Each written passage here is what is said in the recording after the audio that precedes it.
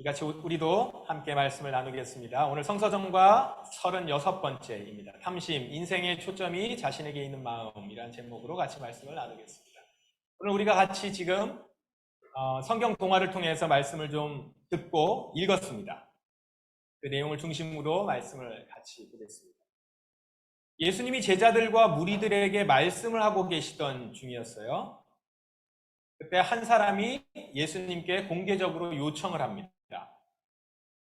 선생님, 제 형에게 유산을 저에게 나누어 주라고 말씀해 주십시오. 라고 사람들이 다 있는 데서 공개적으로 예수님에게 요청을 해요. 동생이 형과 유산 문제로 다툼이 있었던 것 같습니다.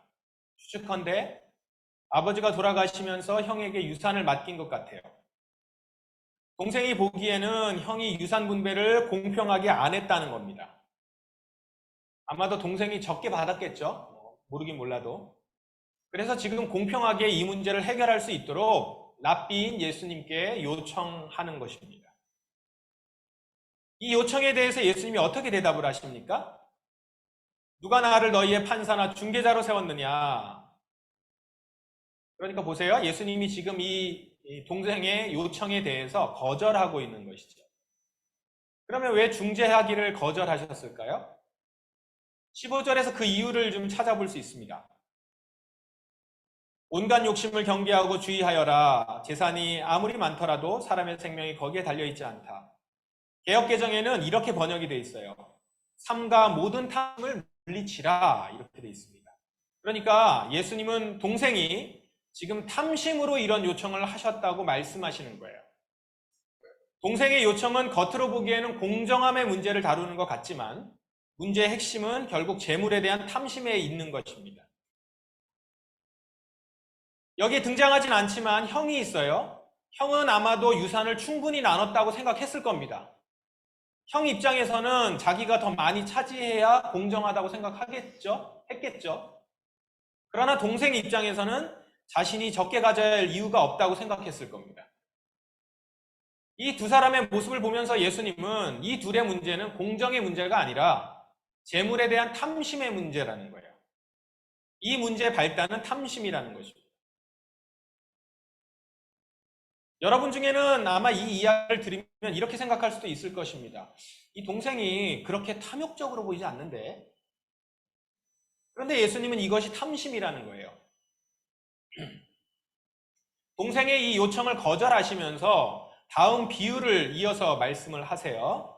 비유에는 한 부자가 나오는데 그 부자의 밭에서 수확이 많이 나왔대요. 그러니까 이 부자가 어느 해에 곡식을 많이 거두게 된 것입니다. 풍년이 들어서 기존의 창고로는 부족할 정도로 곡식을 많이 거뒀나 보아요.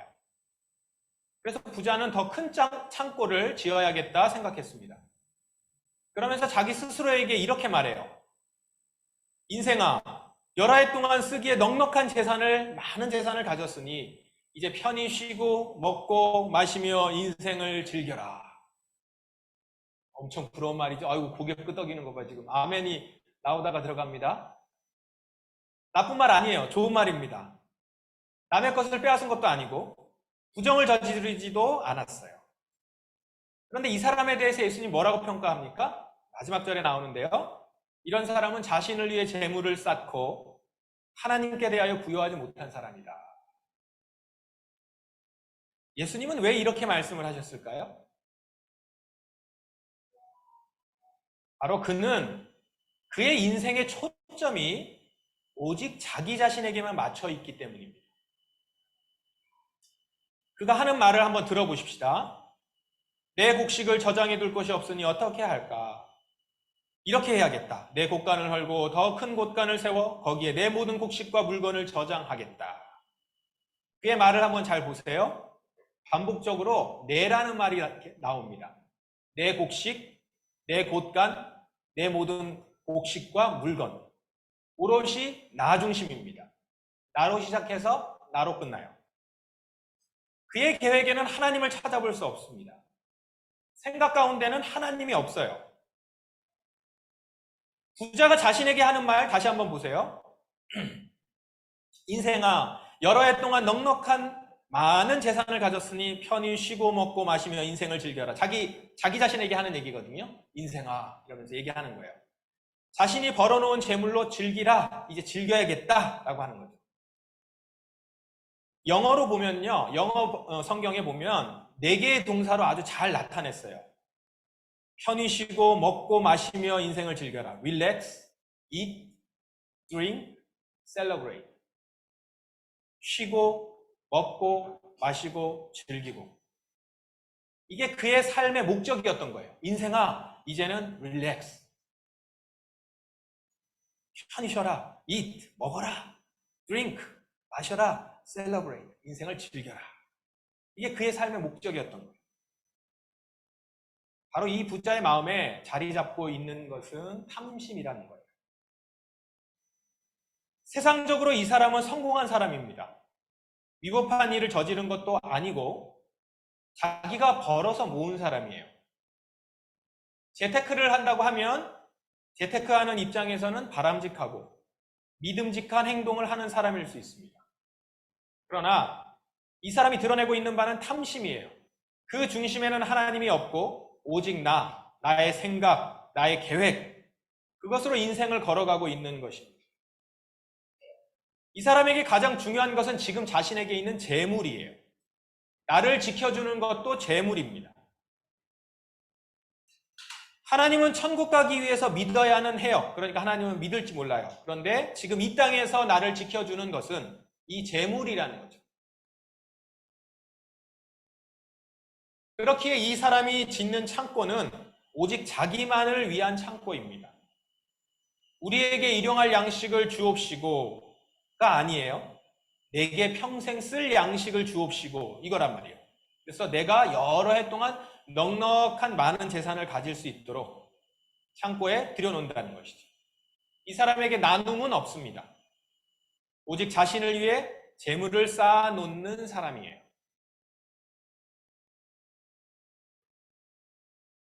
이 비유에서 하나님은 이 사람에 대해서 어리석은 사람이다 라고 말씀을 해요. 어리석은 사람아, 오늘 밤 내 영혼을 가져갈 것이다. 그러면 내가 준비한 것을 누가 가져가겠느냐? 하나님이 왜 이렇게 사는 사람에게 어리석은 것이다 라고 말합니까? 답은 간단해요. 그 사람이 얼마나 살지 모른다라는 겁니다. 내가 얼마나 살지 모르기 때문이에요. 아주 간단하지만 강력한 진리입니다. 앞날을 알 수 없다라는 거예요. 하나님이 말씀하세요. 내 영혼을 가져갈 것이다. 이게 개역개정에는 도로 찾으리니 이렇게 번역되어 있습니다. 도로 찾으신다는 게 뭐예요? 지금 내가 가지고 있는 것이 내 것이 아니라는 거예요. 내 영혼이 내 것이 아니라는 거예요. 부자는 자기가 지금 곡식에 쌓아두려고 하는 것은 여러 해 동안 쓰기에 넉넉한 많은 재산 이렇게 표현합니다. 여러 해 동안 쓸 것을 계획하며 모아들이고 있다는 거예요. 그리고 그 여러 해 동안 먹고 마시고 즐거워하겠다라는 생각으로 가득 차 있습니다.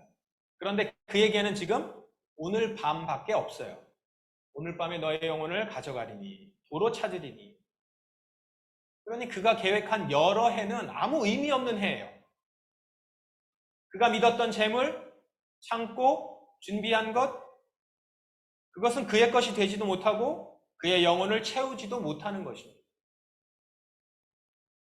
내 인생도 내 생명도 내 것이 아니기 때문에 이렇게 탐심을 부리며 이 땅에서 오래오래 살 것을 계획하는 것은 어리석은 일이라는 거예요. 우리는 이 단순하면서도 분명한 진리를 깊이 새길 필요가 있습니다. 우리는 우리의 인생을 우리가 주장하지 못할 뿐 아니라 예상도 못합니다. 언제까지 살지 몰라요.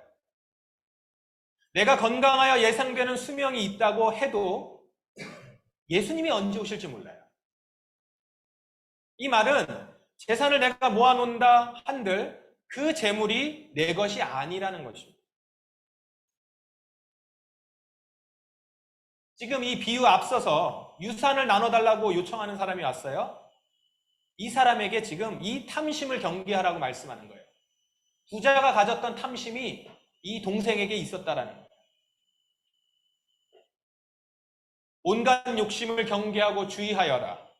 재산이 아무리 많더라도 사람의 생명이 거기에 달려있지 않다. 사람의 생명이 거기에 소유에 넉넉한 데 있지 않다라는 거예요. 여러분, 물론 생명을 위해서는 양식이 필요합니다. 그래서 우리는 일용할 양식을 구해요. 그러나 일용할 양식 이상의 것은 우리의 것이 아니라는 거예요. 이웃을 위해 사용할 수 있어야 한다는 겁니다.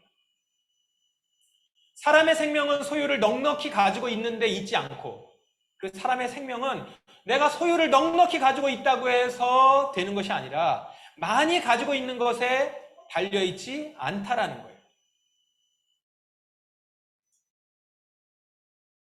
일용할 양식 이상으로 재물을 갖고자 하는 것을 목적으로 구하는 것은 탐심이라는 것입니다.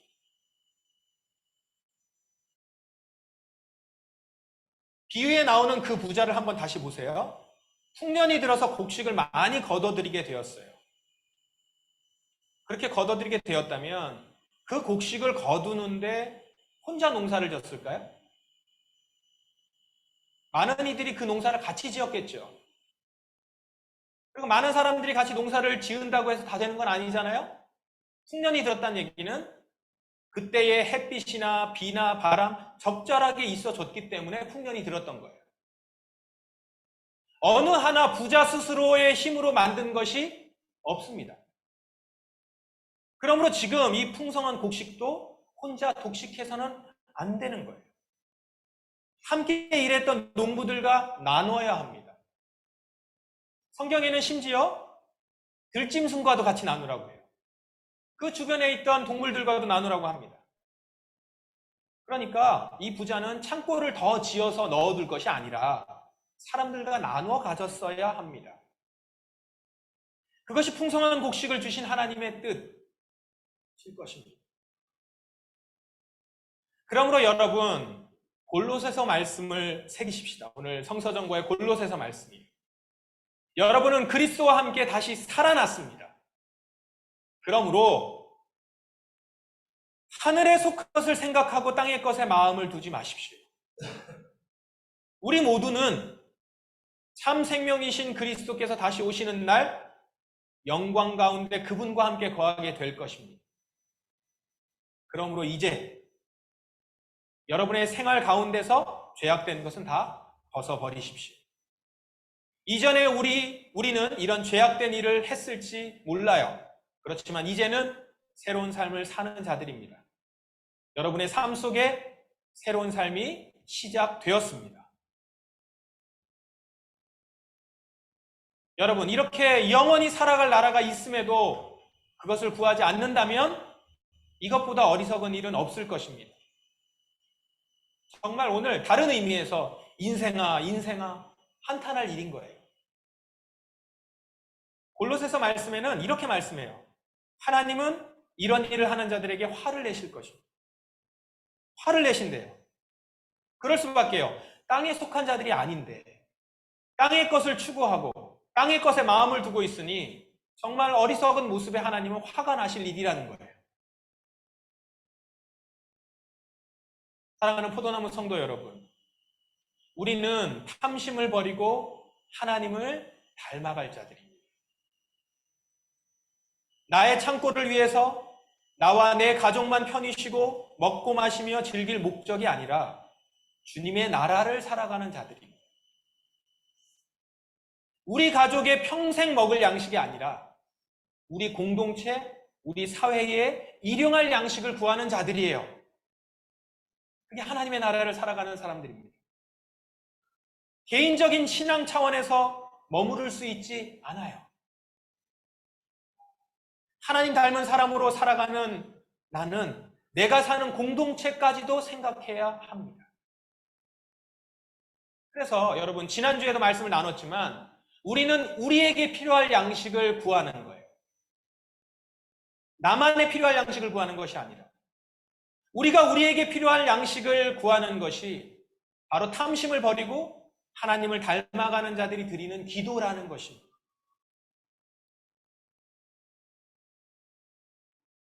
여러분, 뉴스를 좀 보셨어요? 이번 정부가 감세 정책을 예고했습니다. 그런데 그 세금 혜택이 대부분 경제적으로 고소득층 대기업에게 돌아갑니다. 종합부동산세가 기존 세율에서 한 60% 이상이 내렸고요. 다주택자 중과세 폐지한답니다. 그러면은 5천만 원 내던 사람이 950만 원만 내면 돼요. 소득세도 고소득자에게 훨씬 유리하게 감세를 하게 되었습니다. 이런 정책은 이번 정부의 대통령이 대통령 후보 때부터 예고한 대로입니다. 개인적으로 혜택을 보는 사람들로서는 뽑기를 잘했다 아마 생각할 거예요. 그런데요, 성도들은 여기서 봐야 할 것이 있습니다. 이런 정책을 하나님이 어떻게 보실까? 하나님은 지금 우리 대한민국의 정부의 이 정책을 보며 기뻐하실까? 하나님이 당신의 나라 백성에게 주신 정책들은, 이스라엘을 한번 보십시오. 그들에게 주신 정책들은요, 모두 가난이 되물림되지 않도록 하는 정책들이었어요. 그 대표적인 것이 신년입니다. 가난과 약자들의 상황을 그대로 방치하면서 자신들은 더 많이 먹고 마시고 즐기자라고 하는 것, 그것을 금지하셨어요. 그렇게 하는 자들에 대해서는 하나님은 선지자들을 통해서 계속 경고하셨습니다. 너희들이 더 많이 먹고 마시고 즐기자라고 하느냐? 그럼 너희들은 화가 있을 것이다. 그리고 결국 돌이키지 않았던 나라와 그 이스라엘 왕들은 모두 심판받았지 않습니까? 여러분, 하나님 나라의 다스림을 받는 우리는 그렇기 때문에 지금 이 정부가 추진하고 있는 이 정책들을 지지할 수가 없는 것입니다. 지금 당장 우리 개인이 이런 감세 정책의 혜택을 본다고 해서 감사할 수 없어요. 특별히 땀과 노동이 아닌 땅의 소유만으로 부를 누리는 이들을 위해서 감세 정책을 실시하는 것은 더욱 지지할 수 없는 것입니다. 도로가 나고 지하철이 생기고 기반 시설이 생겨서 땅값이 오르는 것은 공적 인프라 투자로 인한 지대 상승이기 때문에 이것이 내 땀과 수고가 아니지 않습니까? 그렇다면 그 이익은 사회와 공유를 해야 하는 부분인 것이죠. 환수해야 되는 부분인 거예요.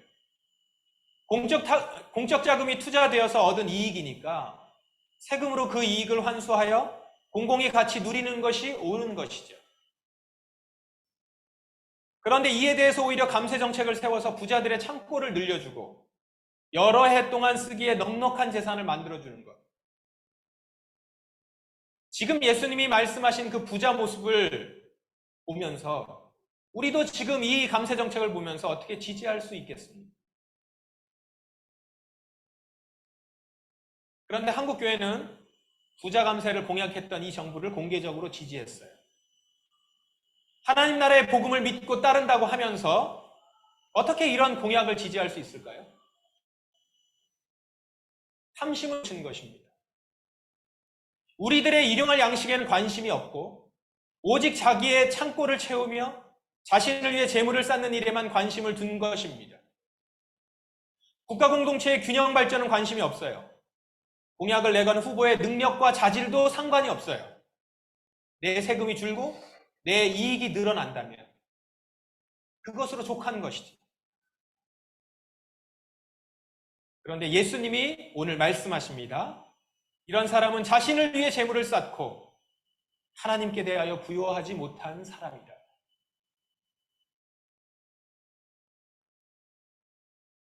사랑하는 포도나무 성도 여러분, 탐심을 경계하십시오. 탐심을 버리고 하나님을 닮아가야 합니다. 우리는 그리스도와 함께 하는 새로운 삶이 예비된 자들이에요. 여러분은 그리스도와 함께 다시 살아났습니다. 참 생명이신 그리스도께서 다시 오시는 날 영광 가운데 그분과 함께 거하게 될 것입니다. 그러므로 하늘에 속한 것을 생각하고 땅의 것에 마음을 두지 마십시오. 이제는 과거의 잘못된 삶에서 벗어나서 새로운 삶 속에서 날마다 하나님을 아는 참된 지식 안에서 자라나는 여러분이 되시기를 바랍니다. 그렇게 여러분 한 사람 한 사람이 탐심을 버리고 하나님을 닮아간다면 여러분의 삶에 축복이 임할 뿐 아니라 우리가 사는 이 땅에도 힘없고 가난한 자들의 고통이 해소되는 축복이 임할 줄 믿습니다. 여러분을 통해서 이 말씀들이 이루어지기를 주님의 이름으로 간절히 축원합니다. 같이 기도하겠습니다. 이제는 여러분 자신에게 스스로에게 말씀하십시오. 인생아, 이제 먹고 즐기자. 그것이 아니라 이제 나는 그리스도와 함께 다시 살아났다. 나는 참 생명이신 그리스도께서 다시 오시는 날 영광 가운데 그분과 함께 거하게 될 것이다. 탐심을 버리고 하나님을 닮아가라. 여러분 자신에게 이 말씀을 하시며 이제는 내가 사는 이 땅에서 하나님을 닮아가는 자로 살게 하소서, 주의 나라가 오는 것을 갈망하게 하소서, 우리에게 일용할 양식을 주시옵소서, 힘없고 가난한 자들이 고통받는 사회가 되지 않게 하소서, 아버지 하나님 이 땅에 주의 나라의 의와 공의가 이루어지게 하옵소서.